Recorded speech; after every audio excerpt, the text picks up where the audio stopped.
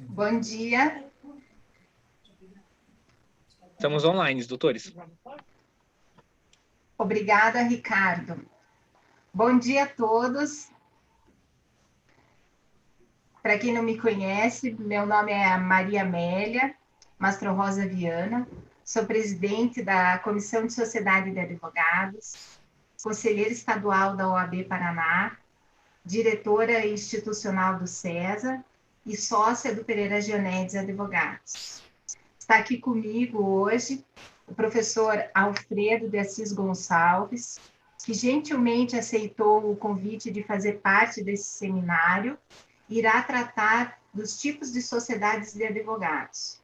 O currículo e a liderança do Dr. Assis é conhecida, mas vale lembrar, ele já exerceu a presidência do IAP, do qual é membro, já exerceu a presidência da nossa querida OAB, da Academia de Letras Jurídicas, além de ter sido conselheiro federal da OAB por 2 gestões, e ser condecorado pela medalha Vieira Neto, honraria máxima conferida ao advogado de destaque.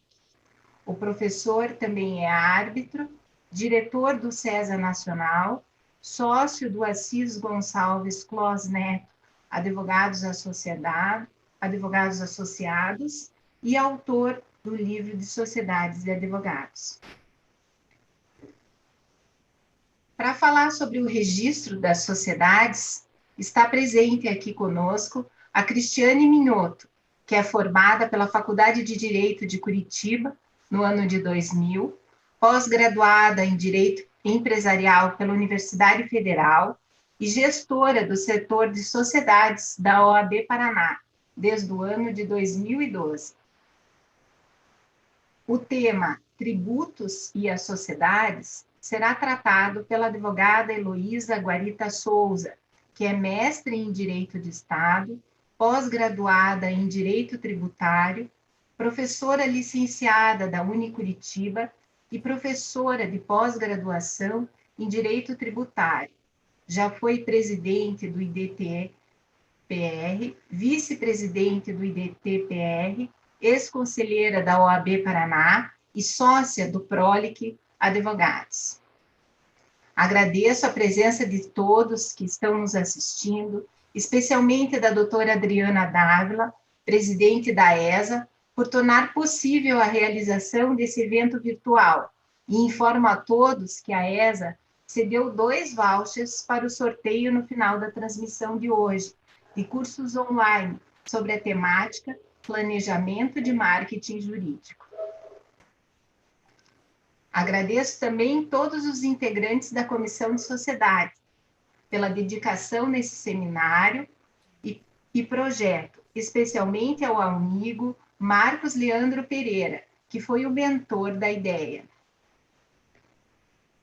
O presente seminário foi organizado como uma das etapas do projeto relacionado à campanha dos Objetivos de Desenvolvimento Sustentável, ODS, do Pacto Global, lançado pela Comissão do Pacto Global sob a presidência de Jaqueline Lobo.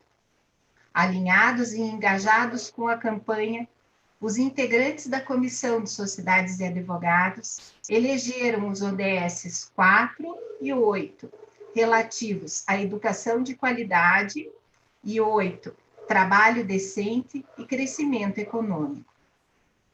Tomando como base a temática, agregada à pesquisa de campo que realizamos, com o número de sociedades hoje existentes no Paraná, verificamos a necessidade de aprofundamento em matérias pouco exploradas nas universidades e que tornaram-se essenciais para a gestão do dia a dia dos escritórios. Assim, procurando a evolução, profissionalização e melhor capacitação das sociedades, especialmente diante da crise atual, buscou-se desenvolver o tema governança corporativa voltadas às sociedades de advogados em tempos de crise. Desse modo, trouxemos para esse seminário a orientação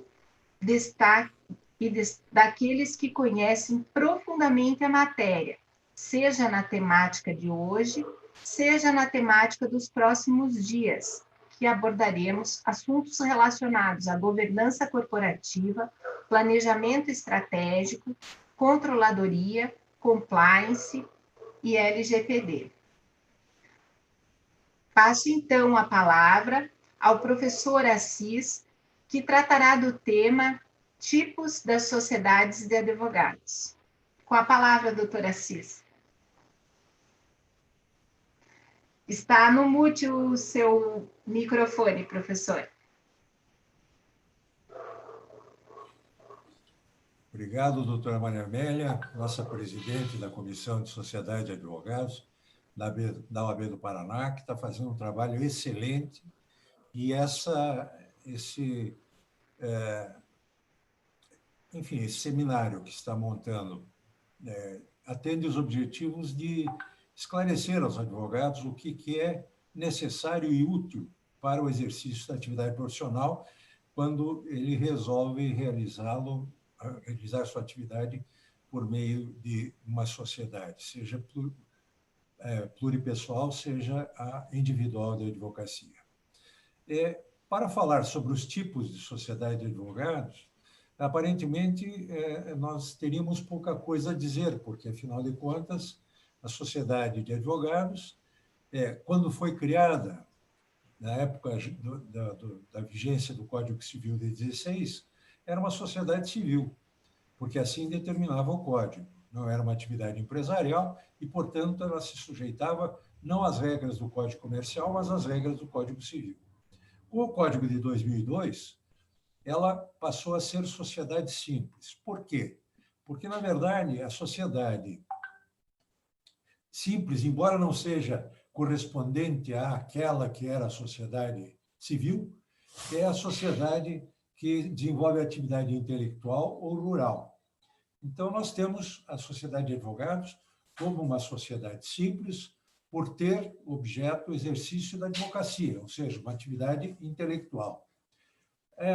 Há quem diga que, quando a sociedade de advogados cresce, ela passa a ser empresária. Mas é um argumento tolo, me desculpem a expressão, porque, na verdade, o que define se a sociedade é empresária ou simples é o objeto social, e não a quantidade de atividades, o tamanho dela e assim por diante. A vingar esse entendimento contrário, nós teríamos uma sociedade simples que, em determinado momento, teria de passar para o registro da junta por ser empresário. E isso não acontece, como não acontece com nenhuma outra atividade profissional que não exige registro especial, como é o caso de uma sociedade de engenharia, e assim por diante. Se ela exerce atividade intelectual pura, ela sempre vai ser uma sociedade simples, por mais que tenha crescimento, por mais estruturada que possa estar, mesmo com uma organização semelhante à de uma empresa. Então, o regime jurídico da sociedade de advogados é de uma sociedade simples. Não é empresária, até por conta de regra expressa do Estatuto da OAB, que diz que ela não pode se revestir de forma mercantil e nem exercer qualquer tipo de atividade que não seja advocacia.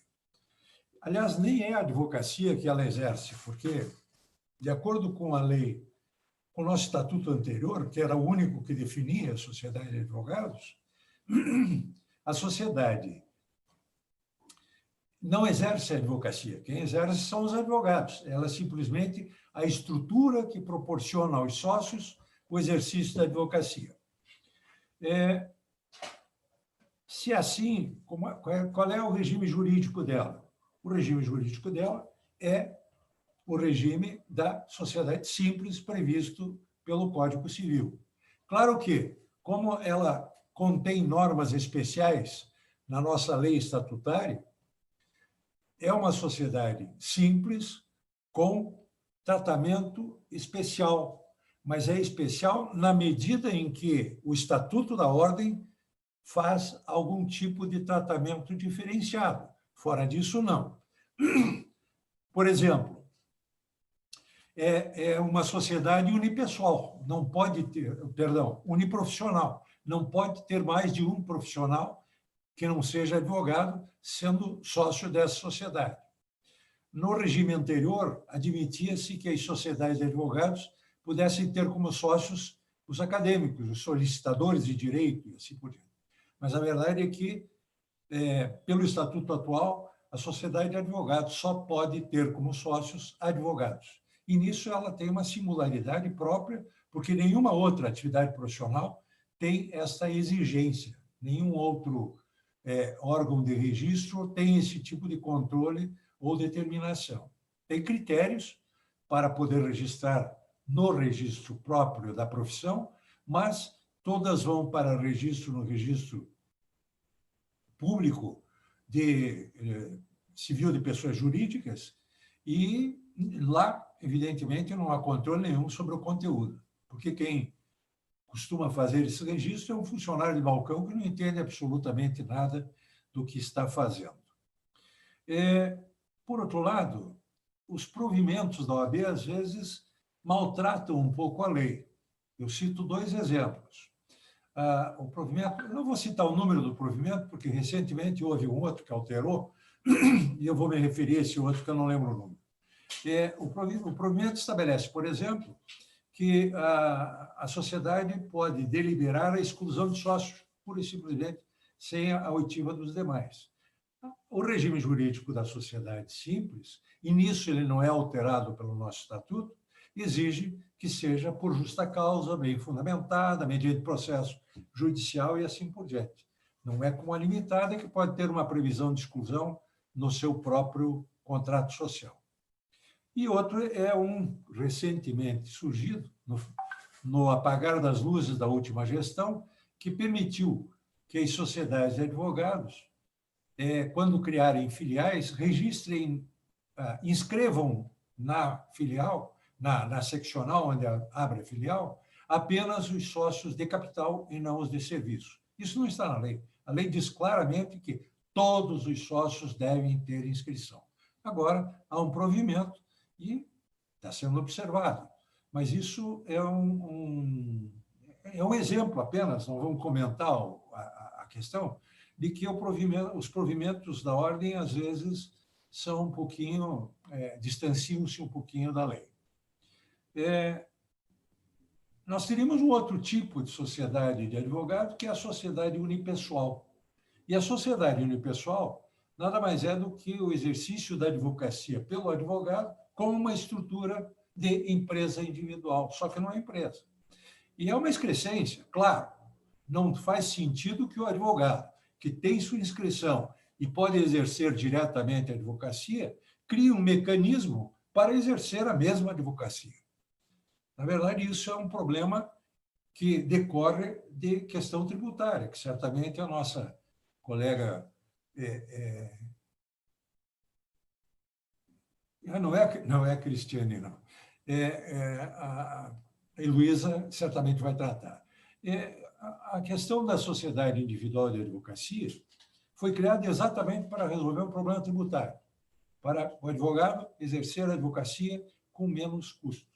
Mas aí surgem vários problemas por conta dela. Embora a lei diga que a sociedade individual de advocacia seja regida pelas normas da sociedade pluripessoal, o fato é que há questões que a distanciam da sociedade pluripessoal. Por exemplo, não faz sentido que se exija uma reunião de sócios para aprovação de contas. Não faz sentido que se aprovem contas de uma sociedade. Ela vai prestar sua declaração fiscal, mas isso não significa que ela tenha de fazer uma ata declarando que está aprovando suas próprias contas, ou que o próprio sócio está aprovando contas. Por outro lado, ela não pode servir de veículo para permitir a advocacia do advogado que está impedido em relação a determinadas atividades. Por exemplo, o advogado que é funcionário público, ele está proibido de exercer a advocacia contra o poder público. Ele não pode se utilizar da sociedade de advogados unipessoal para fazer isso. E assim por diante. Ou seja, a sociedade unipessoal não consegue se descolar da pessoa do próprio advogado. E essa situação esdrúxula acaba obrigando a ordem a ter 2 registros de um mesmo advogado, a sua inscrição e o seu registro de sociedade. E o interessante é que, se nós formos buscar aquela regra que está na lei e relativa às sociedades de advogados pluripessoal, que é ali regulada, ali está dito, por exemplo, que a sociedade não pode, aliás, o advogado que pertence a uma sociedade de advogados, em princípio, não pode exercer advocacia fora do ambiente societário, mas é possível que tenha autorização e ele possa fazer isso. Agora, como fica essa regra na sociedade unipessoal? Evidentemente que não faz sentido que haja uma proibição que ele mesmo pode afastar. Então, essa regra, evidentemente, não se aplica à sociedade unipessoal. Eu podia parar por aqui se não fosse alguma confusão que tenha ocorrido por aí, eu tenho sido consultado muitas vezes, sobre a possibilidade de se criar uma sociedade em conta de participação para o exercício da advocacia. E conheço alguns advogados que estão fazendo isso. Esse é um problema, porque o Estatuto da Ordem estabelece claramente que manter sociedade fora dos quadrantes que a lei estabelece, uma sociedade fora dos parâmetros, é infração ética, que precisa ser apurada, inclusive com sanção de advertência, enfim, dependendo do grau, pode chegar até uma exclusão. Então, é complicado a gente sustentar a possibilidade de você ter uma sociedade em conta de participação, que é uma sociedade que não tem registro. Vai lá, bom, mas eu registro a sociedade. Registra onde? Se for registrar na ordem, a ordem, evidentemente, não vai registrar.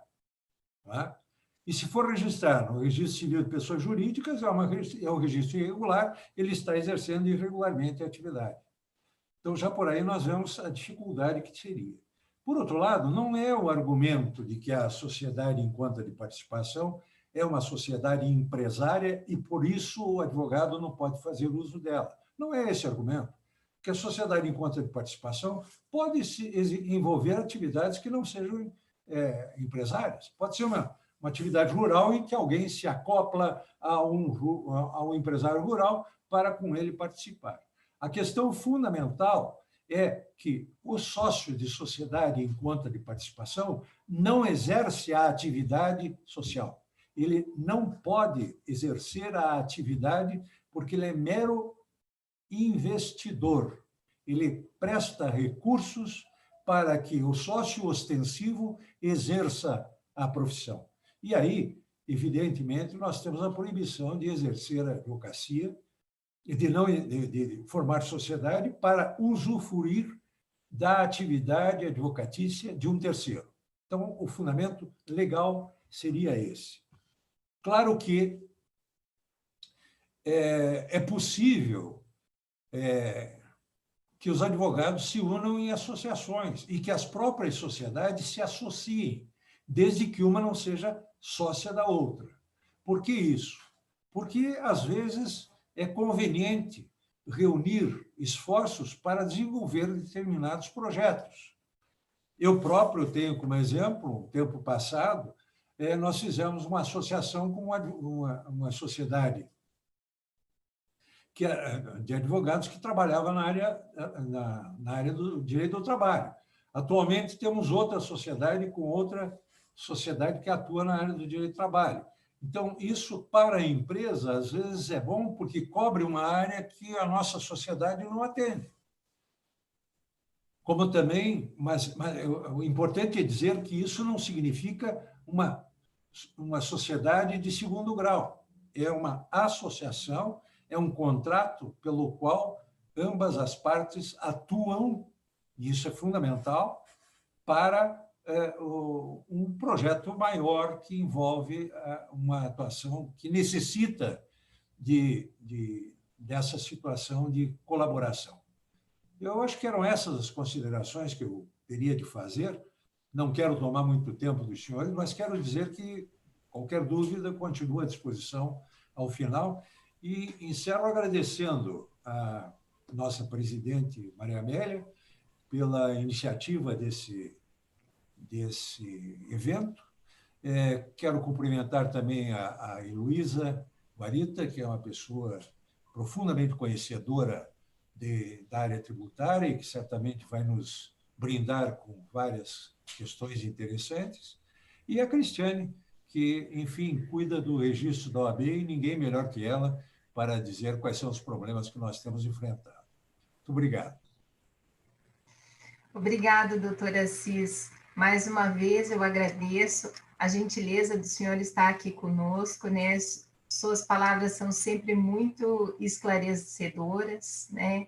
E inovadoras. É um prazer tê-lo conosco e dizer que não teve nenhuma pergunta, o que significa que você não deixou dúvidas, né, ao público que nos está nos assistindo hoje. Muito obrigada.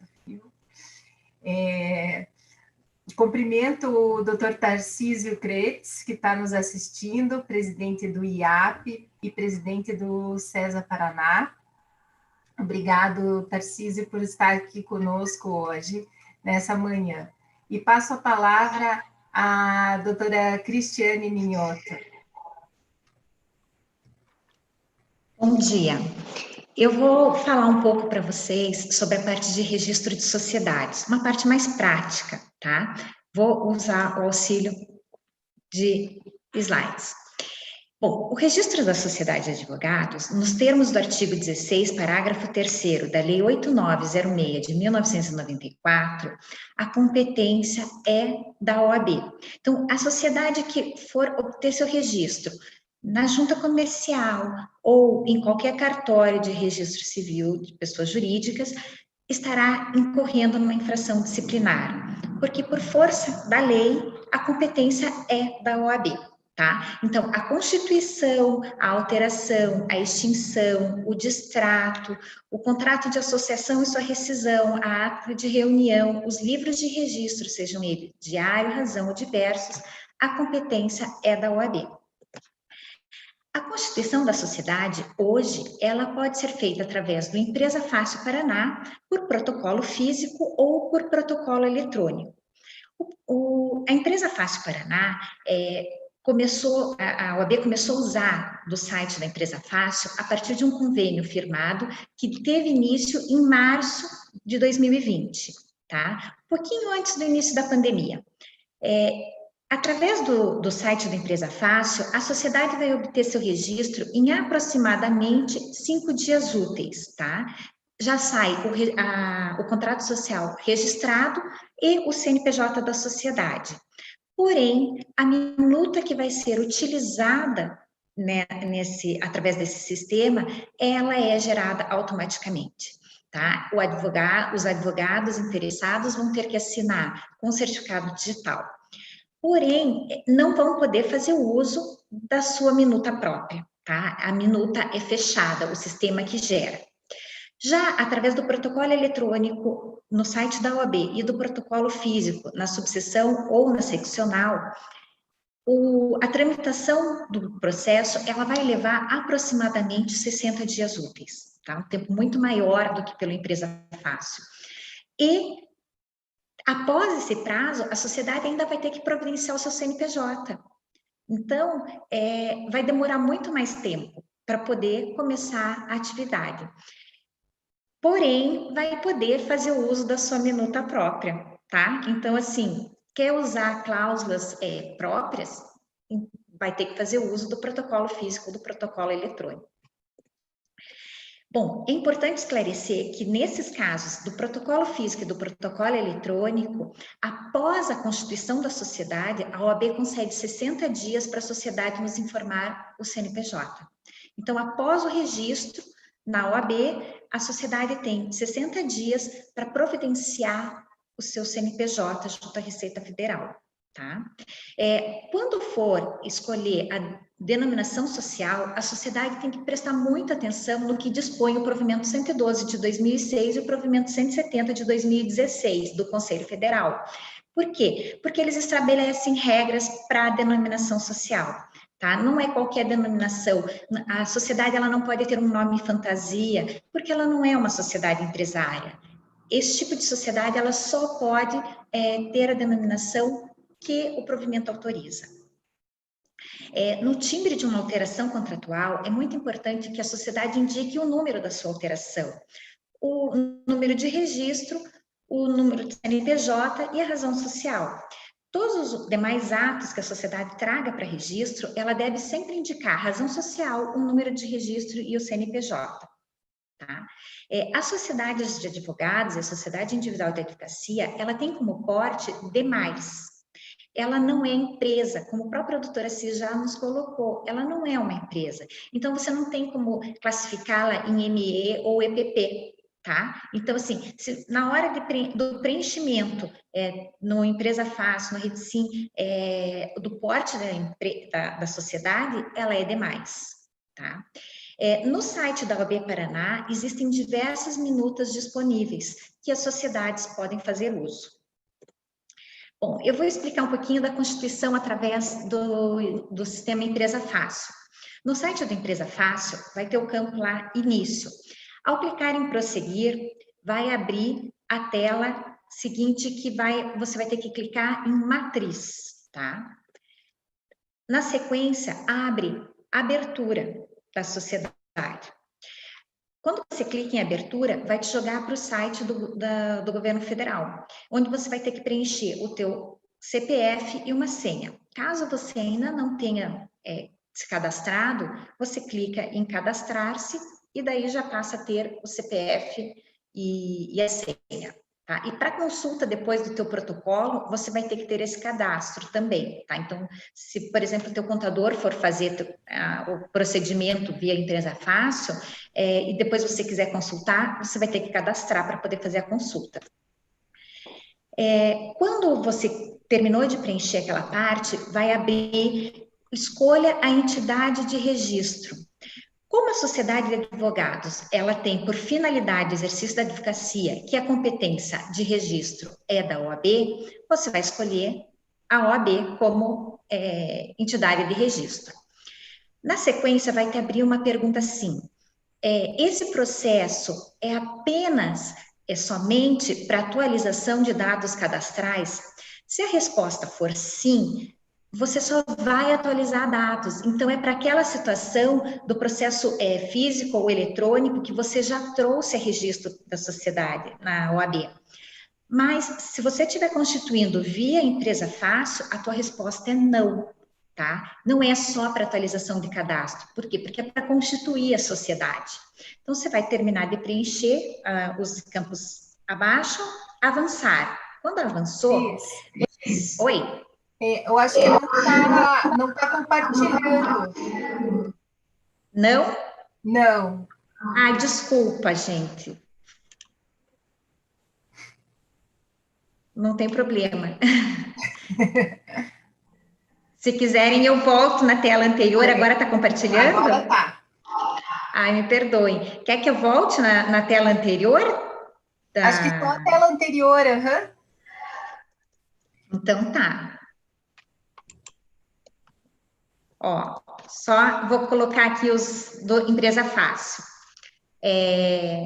Então, vai em prosseguir, matriz, na sequência em abertura, cai na página do governo, depois no órgão registral, que é a OAB, e a pergunta que ele faz, né? Somente para atualização, sim ou não?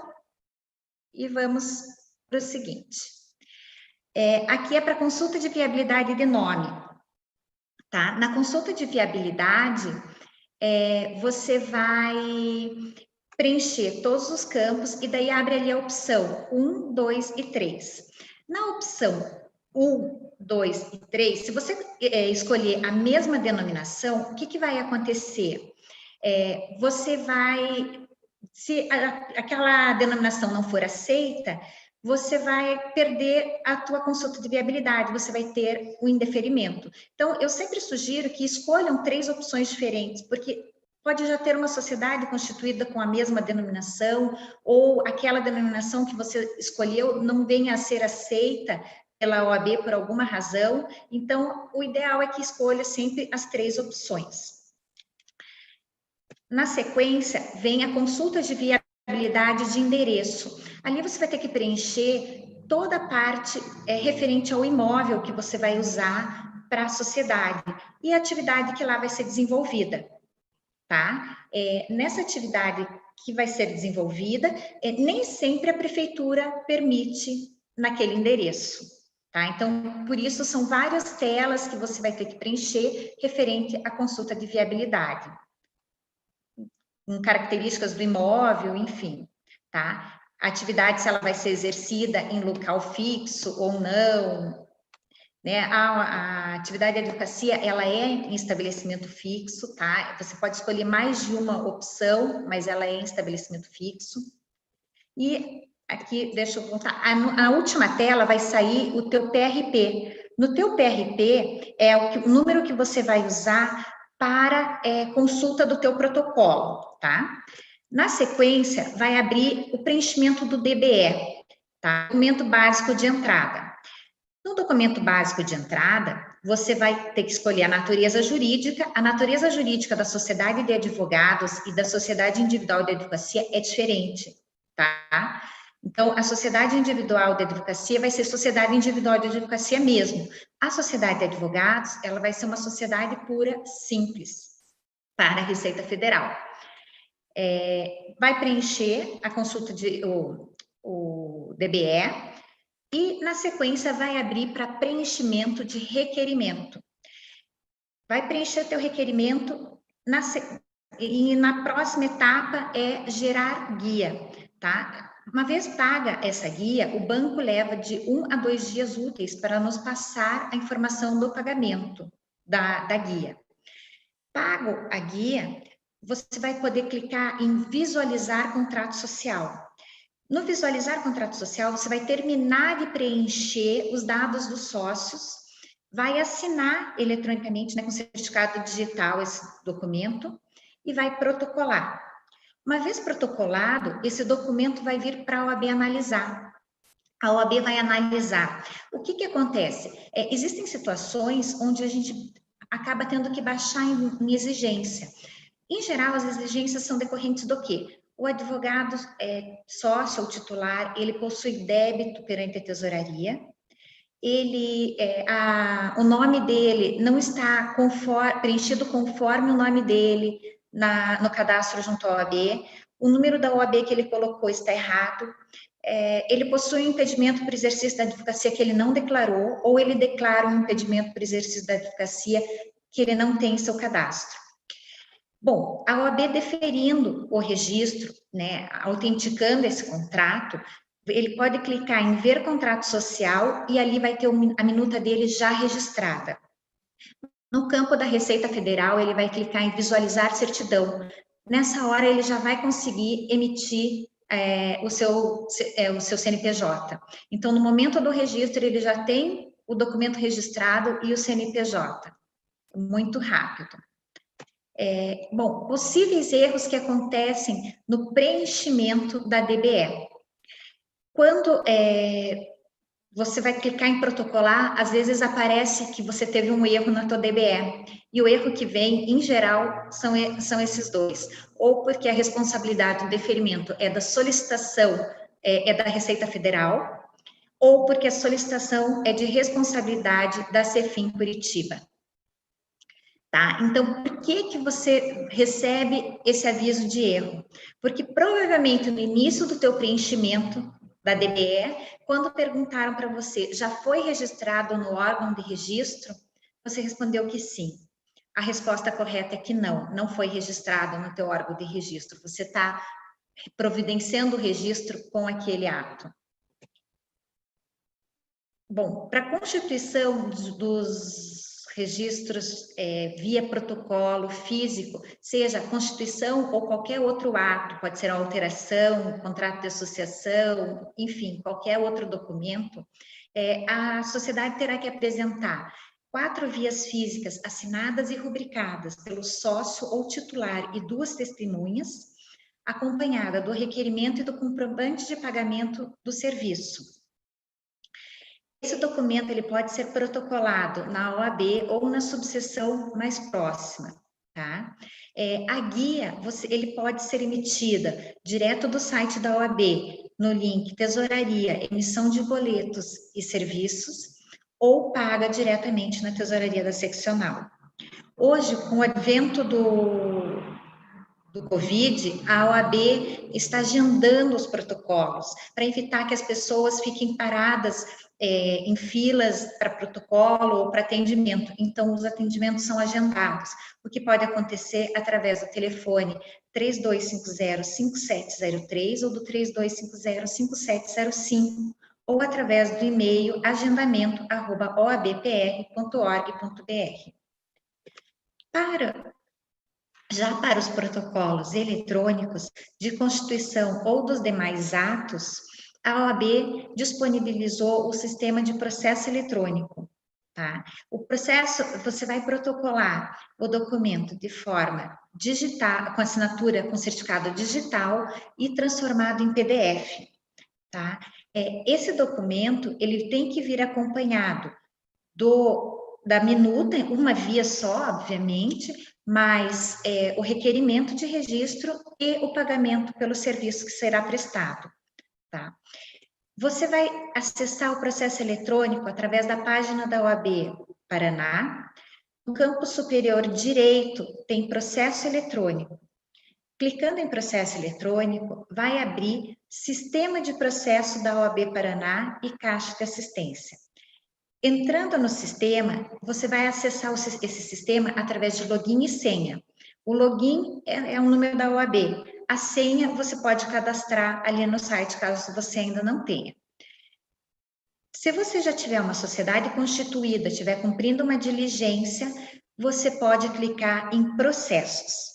Mas, se o teu objetivo for constituir uma sociedade, apresentar um contrato de associação, uma ata ou qualquer outro documento que seja novo para a OAB, você vai clicar em novo, tá? Bom, os protocolos para registro e averbação, eles são feitos, então, a caso de constituição, através do Empresa Fácil Paraná. Para os livros, a OAB não aceita livro eletrônico, os livros são feitos de forma física, o protocolo, e os demais atos societários, eles podem ser realizados de forma física ou eletrônica. Cabe à sociedade decidir a forma que melhor for. O que eu tinha para apresentar era isso. Me coloco à total disposição para, se quiserem fazer perguntas, ou se quiserem entrar em contato comigo na OAB, eu fico no setor de sociedades, no 3250-5756.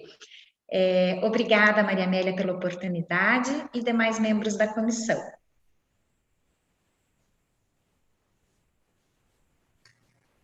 Obrigada, Cris, obrigada pela sua participação.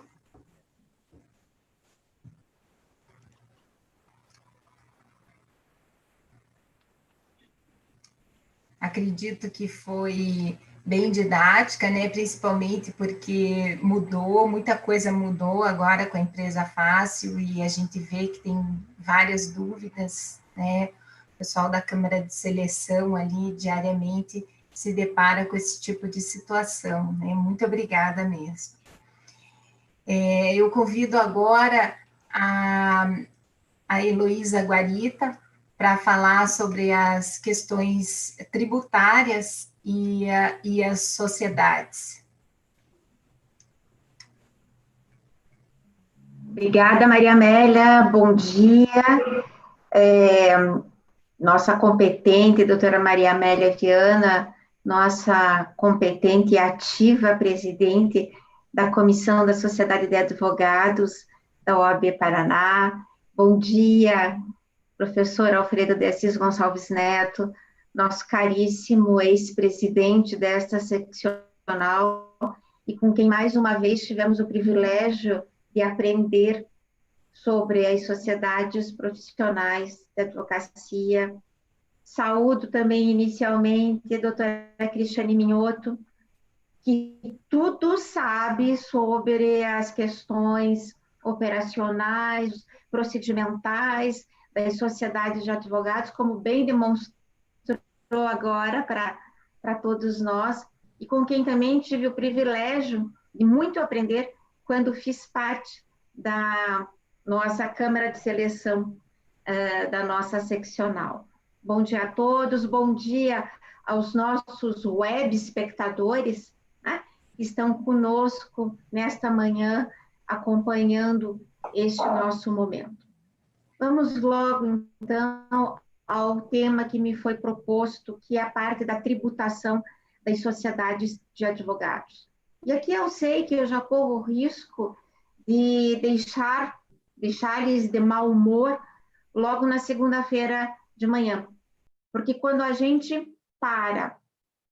começa a pensar e se dá conta do quanto de tributos que a gente paga sem ter a contrapartida estatal mínima que a gente espera e que a gente deseja, a gente não fica nada satisfeito com essa situação. A nossa carga tributária média, a carga tributária média do Brasil é entre 33% a 35% do PIB, o que realmente não é pouca coisa. Mas, enfim, nós temos que enfrentar esse fato e nós temos que conhecer quais são os caminhos que nós temos para fazer as melhores escolhas tributárias possíveis. E é isso que a gente vai tentar apresentar hoje, agora, para todos vocês. As sociedades de advocacias, sejam as individuais ou sejam as compostas por 2 ou mais sócios, nós temos sempre as mesmas opções tributárias. O que vai mudar, o que vai definir essencialmente a nossa escolha, como regra geral, é a receita bruta anual auferida. E para tentar facilitar um pouco essa minha exposição, tentar ser o mais didática possível no pouco espaço que nós temos, eu preparei alguns slides para tentar apresentar essa carga tributária e essas incidências. Vou tentar compartilhar aqui com vocês esses slides para que a gente possa conversar sobre eles.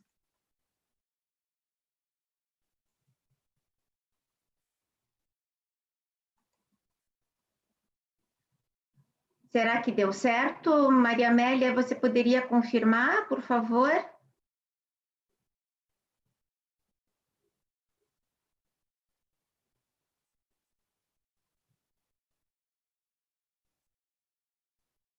Maria Amélia?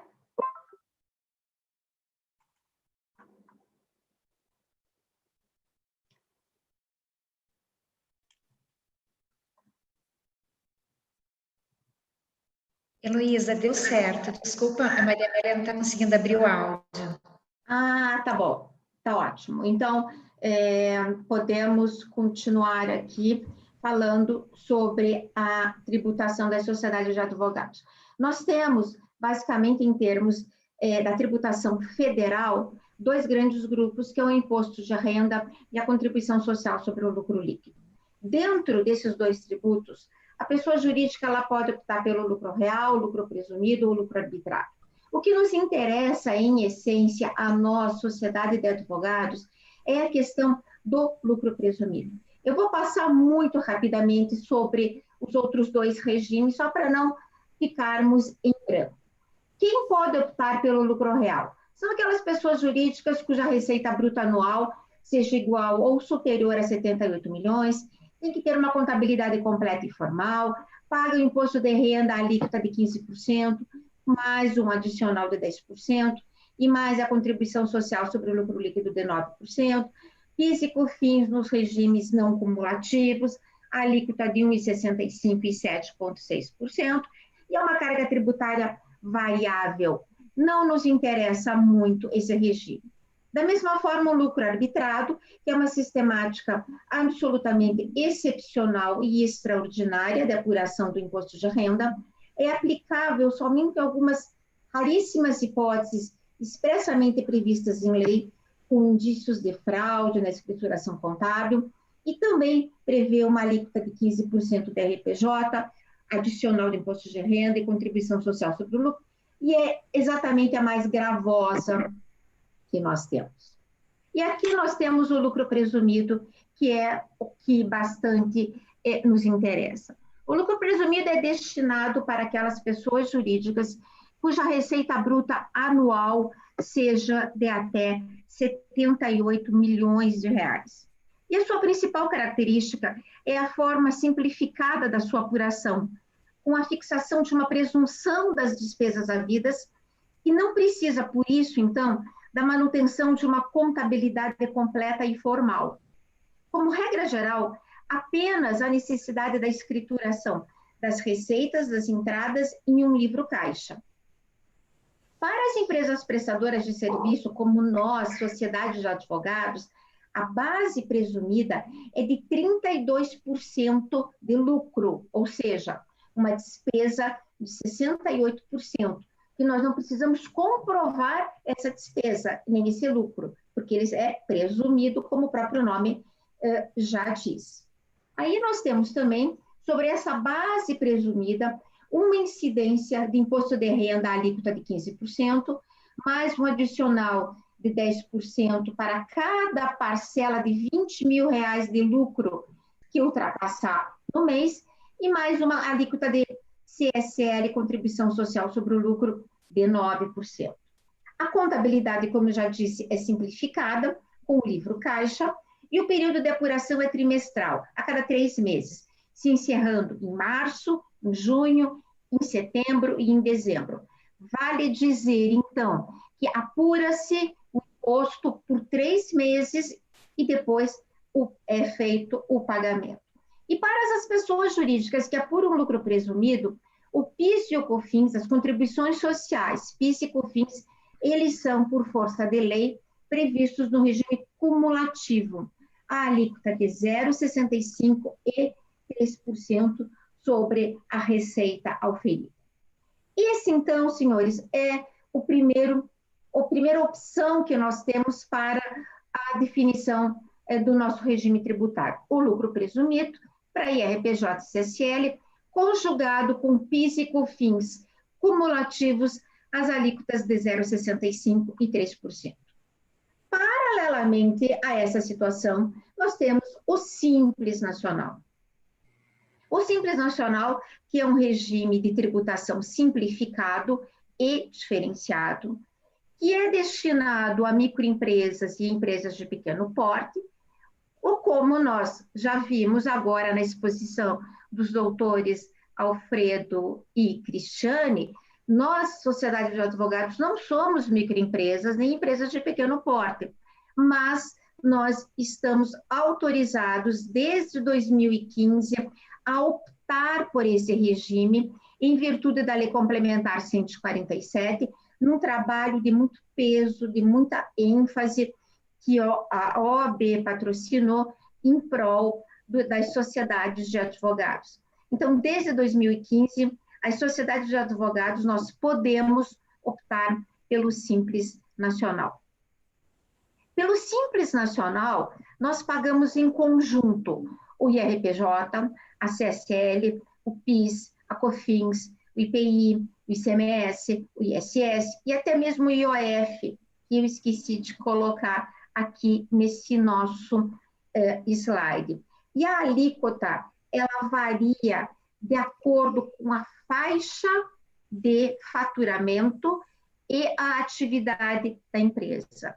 Eu tenho diversas alíquotas, eu tenho diversas faixas de faturamento, sempre observando o faturamento máximo aqui de 4.800.000 ano. Existem alguns cuidados e algumas amarras para o enquadramento. Por exemplo, a pessoa jurídica que pretender entrar no Simples, mesmo a sociedade de advogados, ela não pode ter sócio que também seja sócio ou administrador de outra empresa também enquadrada no Simples, porque se assim for, os faturamentos vão se somar.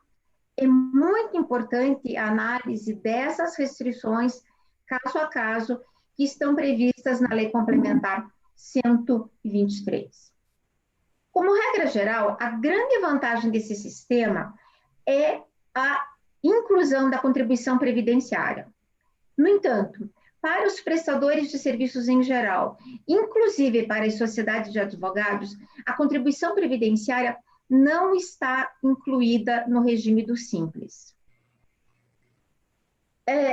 Nós, Sociedade de Advogados, estamos na seção, no anexo 4º da Lei Complementar 123, que prevê faixas de alíquotas de 4,5% até 33%, dependendo do nosso faturamento. Se eu tiver um faturamento entre 3 milhões e 600 mil a 4 milhões e 800 ano, eu vou chegar numa faixa de 33% de alíquota que envolvem aqueles todos tributos e contribuições que eu indiquei ali na frente. Mas também eu tenho faixa de 9%, tenho faixa de 4,50%, enfim, são faixas escalonadas. O período de apuração do Simples é um período mensal e, como regra geral, este é o regime de incidência menos oneroso. Mas, para toda regra, tem uma exceção.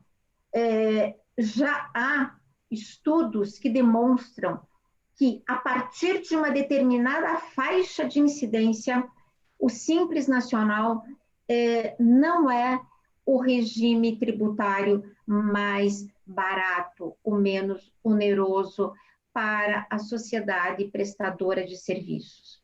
Nós vamos voltar a esse tema um pouco mais à frente. Como nós já vimos, então, as contribuições sociais, as contribuições previdenciárias não estão incluídas no Simples, também não estão no lucro presumido. Então, paralelamente ao lucro presumido e ao Simples, nós temos que recolher as contribuições sociais. E aqui eu destaquei a contribuição previdenciária do INSS, que incide 20% sobre a folha de salário, pagamentos a trabalhadores avulsos ou também sobre o Prolabore, as contribuições de terceiros, o SESC, o SEBRAE, o SENAC, Salário Educação e outros, numa incidência de 5,80% sobre a folha, o SAT, que é o seguro do acidente do trabalho, a uma alíquota de 0,5% sobre a folha. Se não tem folha, não tem essas contribuições. Não tem folha, mas tem o Prolabore do sócio, eu tenho só a contribuição previdenciária do INSS, que incide sobre o Prolabore.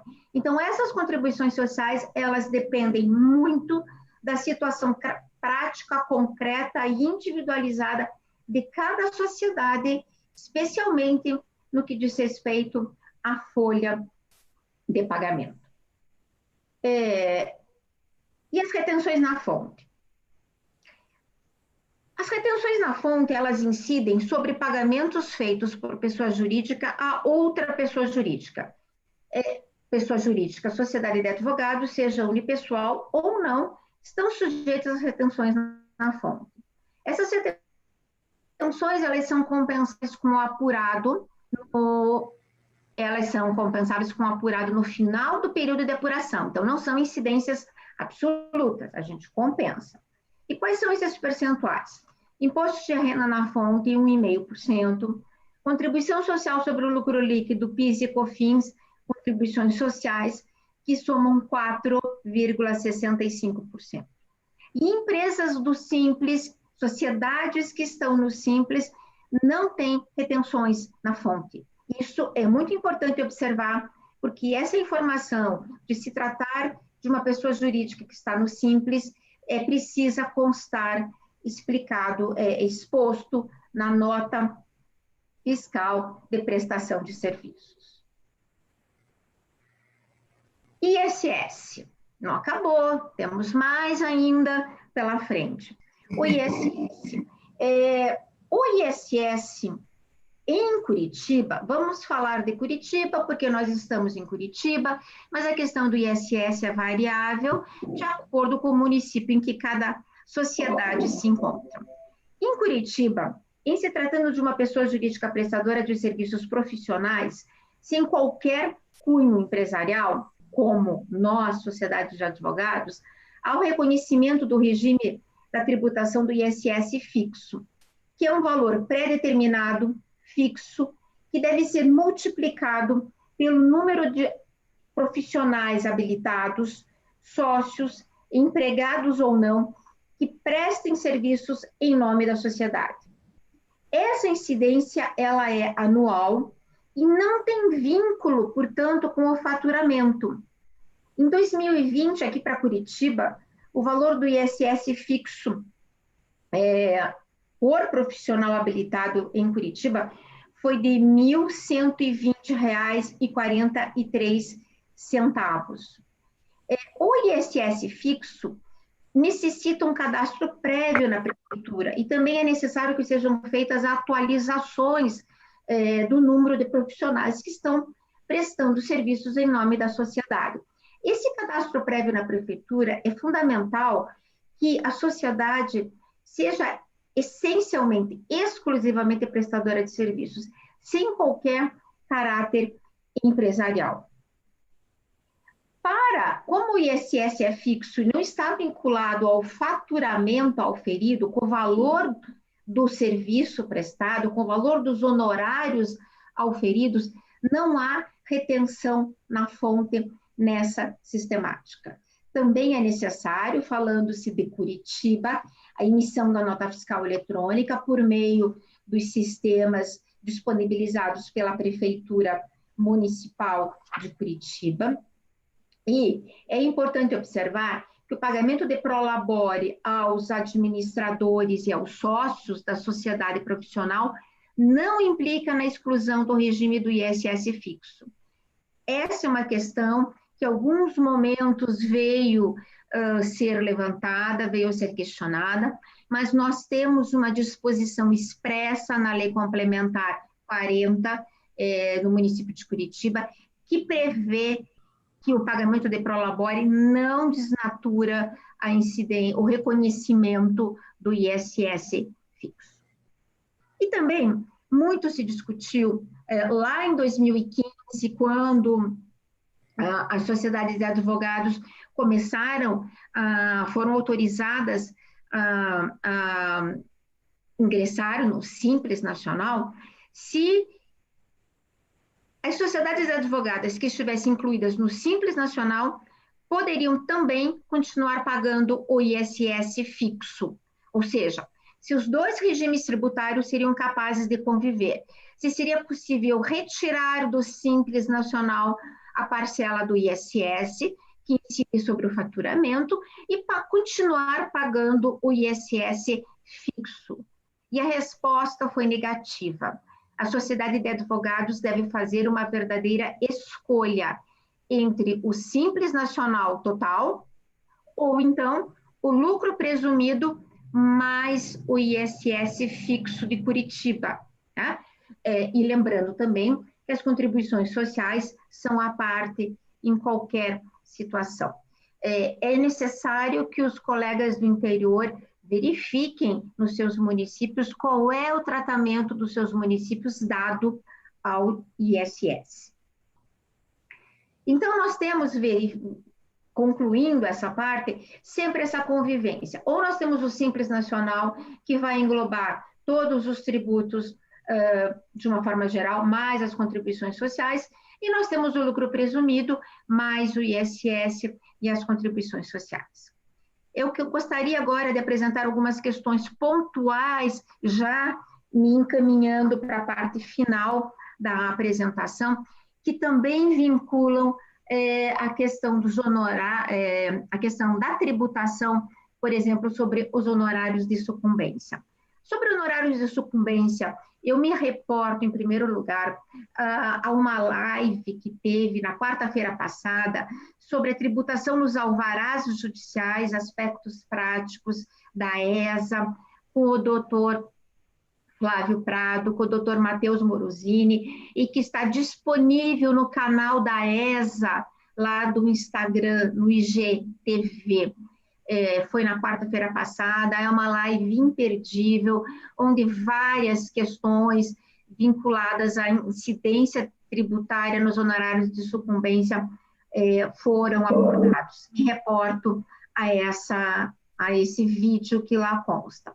De qualquer forma, é necessário observar que é muito mais em conta, obviamente, a tributação na pessoa jurídica do que na pessoa física. Então, é sempre muito importante que a procuração indique a sociedade de advogados para que a incidência tributária, quando for feito o pagamento dos honorários de sucumbência, seja feito com base na sociedade de advogados, com base na tributação da pessoa jurídica. O artigo 85, parágrafo 15 do CPC, já nos dá um conforto em relação a essa questão, ao prever que a procuração, indicando a sociedade de advogados, os honorários serão pagos a ela. Quais são essas incidências? Pessoa jurídica, retenções na fonte, 1,5% de imposto de renda, contribuição social, PIS e COFINS, 4,65%. As mesmas incidências que eu comentei com vocês há minutos atrás. Essas incidências, se for em relação ao poder público pagando um precatório ou pagando um RPV, se for o âmbito federal, retenção de 3% geral, se for estadual, retenção de 1,5% geral, e na Justiça do Trabalho, retenção de 3%. Sociedades de advogados incluídas no regime do Simples não têm essas retenções na fonte. Lembrando que essas retenções na fonte, voltando aqui, lembrando que essas retenções na fonte, elas são antecipações e são compensáveis com o imposto pago no final do período de apuração. Também distribuição de lucros. A distribuição de lucros aos sócios, ela é isenta de uma nova tributação do imposto de renda. O imposto é pago na pessoa jurídica e os lucros são distribuídos ao sócio ou aos sócios sem nenhuma nova tributação. No lucro presumido, se a distribuição pretendida for superior ao apurado, daquela forma presumida, aplicando o percentual de 32% sobre o faturamento, há necessidade de manter uma escrituração completa, com todas as receitas e as despesas. Lembram vocês que quando eu lá no início comentei que o lucro presumido são os 32% e que a contabilidade ela é simplificada? Ok, mas se eu quiser distribuir um lucro superior ao lucro presumido, eu preciso de uma escrituração contábil completa. E, por fim, sociedades de advogados não pode se enquadrar como MEI ou como microempreendedor individual para qualquer finalidade, muito menos para questões tributárias. E aqui nós temos, então, um quadro comparativo que eu tentei montar. Eu não sou muito boa de números, eu obtive a ajuda aqui, para tentar fazer a demonstração objetiva da carga tributária do Simples Nacional e do lucro presumido. Então, aqui nós temos a carga tributária do Simples Nacional para uma sociedade de advogados que tem um faturamento de R$10 mil no mês. E ela está enquadrada no Simples. Com esse faturamento, ela está numa faixa de incidência de 4,5% e pagando, então, R$450 mês de Simples. O ISS não se enquadra, o ISS fixo, e o INSS, considerando um prolabore de R$ 1.045, uma alíquota de 20%, vai pagar R$ 209 de INSS. Ou seja, para uma empresa do Simples, eu tenho uma carga tributária média de 6,59% para um faturamento mensal de R$10 mil.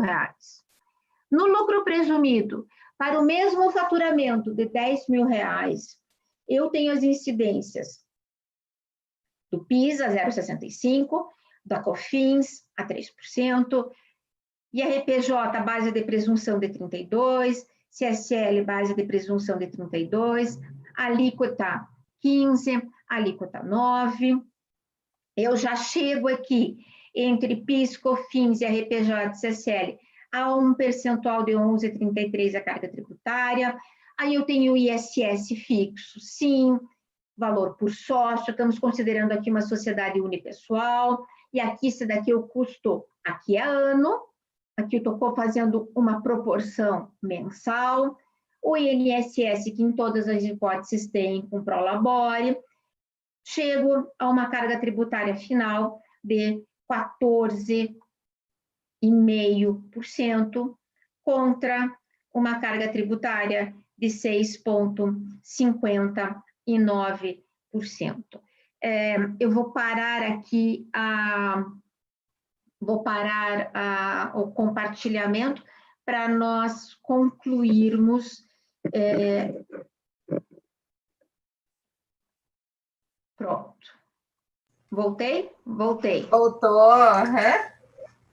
Nós concluirmos, eu acho que ficou claro e demonstrado que a carga tributária do Simples, aparentemente, a princípio, ela é bem mais vantajosa. E eu digo sempre isso, aparentemente, porque é importante fazer cálculos. Há estudos que demonstram que a partir de um faturamento de 2 milhões, 2 milhões e meio por ano, essa carga tributária acaba se equivalendo à carga do lucro presumido. E aí o ISS é muito importante fazer essa verificação. É importante ter um profissional da área contábil nos ajudando nesses números, na análise desses números. E, principalmente, é importante nós conhecermos o nosso negócio.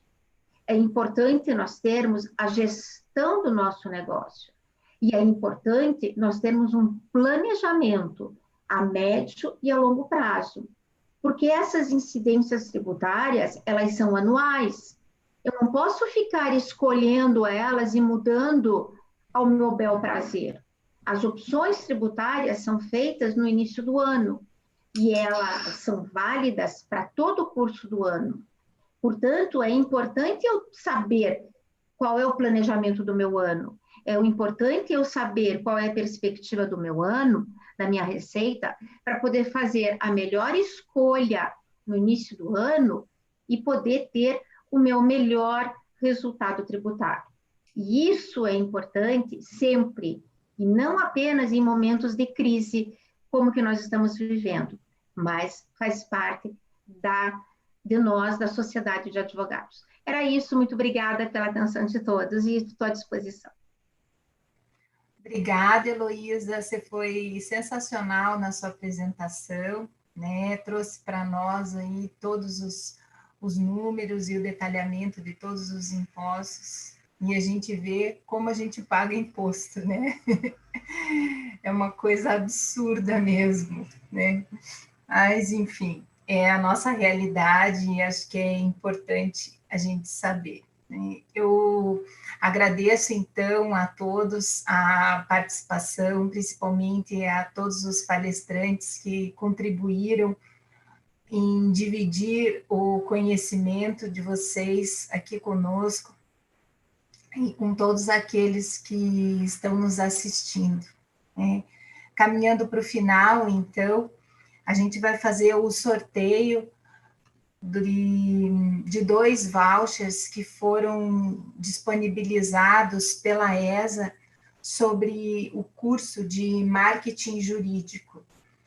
Como nós estamos ainda nessa fase de adaptação online com relação às formas de sorteio, a gente tomou como base as pessoas que fizeram comentários no YouTube, tá? Então, o Flávio que está ali conosco, Flávio, se você puder abrir o seu vídeo e o seu microfone.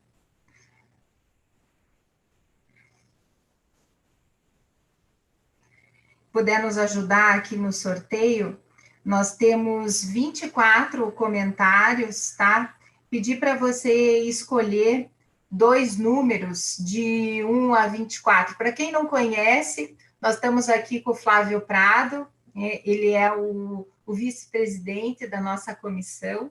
Eu digo que ele é meu fiel escudeiro, né?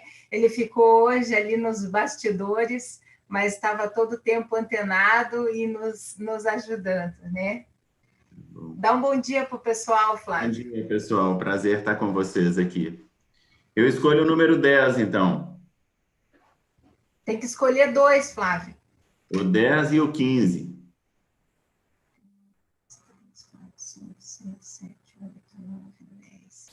10, Emerson Fukushima. 1, 2, 3, 4, 5, 6, 7, 8, 9, 10, 11, 12, 15. E 15, Letícia Marinhucci. Letícia Marinhucci e Emerson Fukushima foram sorteados nos vouchers sobre marketing jurídico, tá? Então, é só entrar no setor, em contato com o setor de comissões da OAB Paraná. Informo também que o seminário continua na próxima segunda-feira, às 10 horas da manhã, como anunciado no início, com a parte de governança e planejamento estratégico, que será debatido com o nosso colega de comissão, Marcos Leandro Pereira. Tá?